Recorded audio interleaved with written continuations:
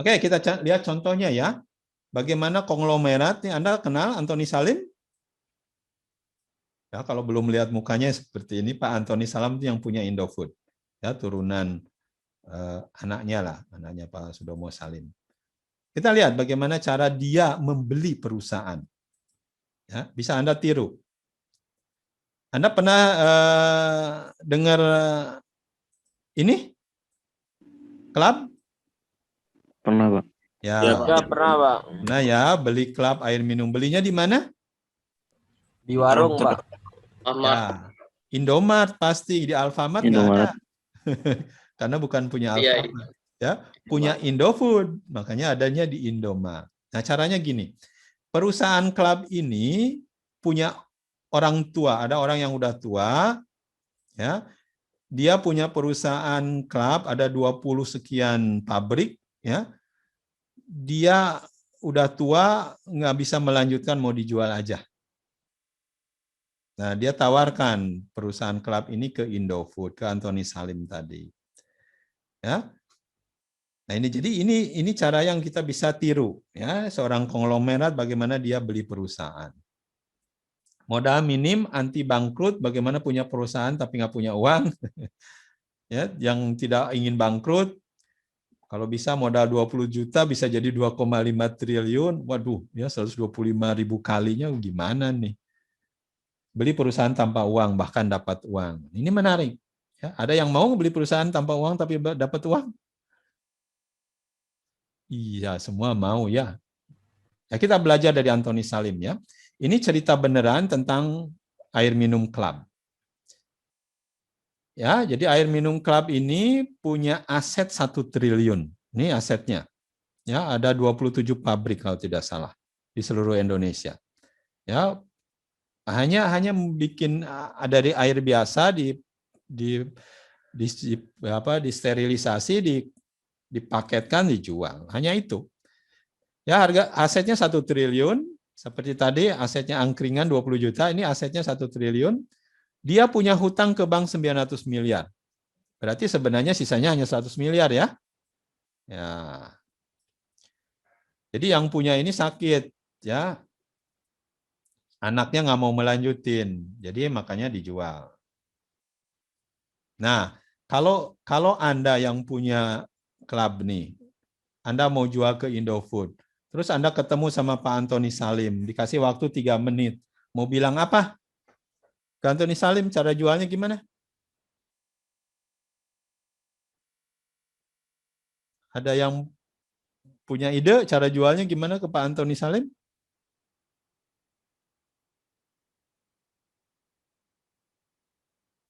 Anda harus belajar ya, karena akan banyak ada perusahaan-perusahaan yang Anda lihat, Anda ingin jual ke orang lain yang investor, tanda petik, yang punya uang.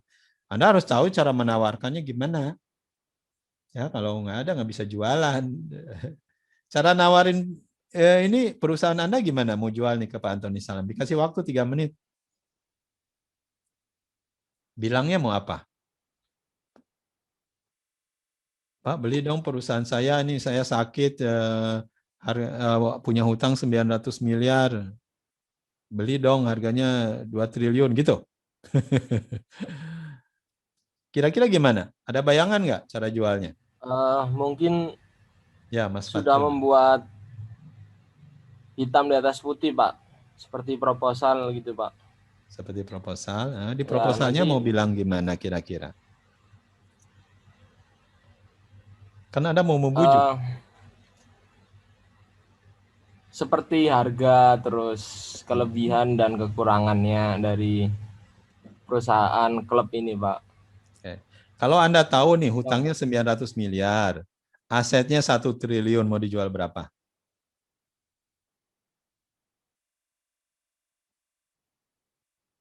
Mau dijual 1 triliun? Sama tadi kita bicara dengan Pak Mas Pande, ya asetnya 20 juta. Ya nggak punya hutang tapi ya mau dijual 20 juta? Enggak kan? Ya. Pasti lebih dari 1 triliun ya. Siap tidak, Pak? Oke. 2 triliun. Ya mungkin ya. Tapi cara membujuknya supaya Indofood mau beli gimana?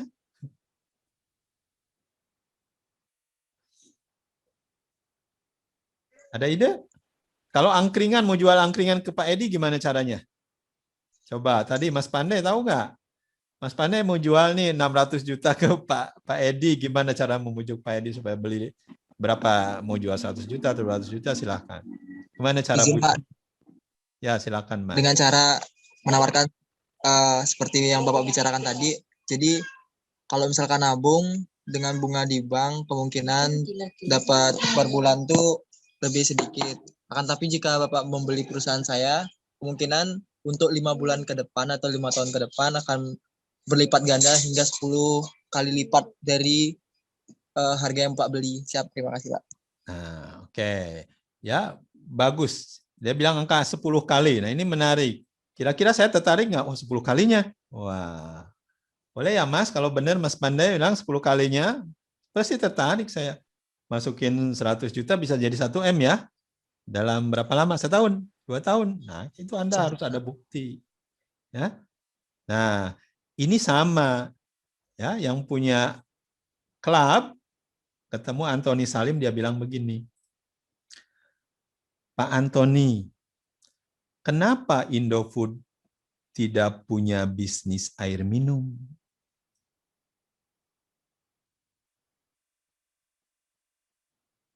Kira-kira Antoni Salim bilang apa? Kenapa ya? Emang prospeknya bagus? Terus ngasih data. Bisnis air minum sebenarnya hampir sama dengan bisnis Indomie. Penghasilannya sekian, dikasih tahu. Oke, jadi bisnis ini adalah sama dengan bisnis mie. Kenapa Indofood nggak punya bisnis air? Terus jawaban Indofood,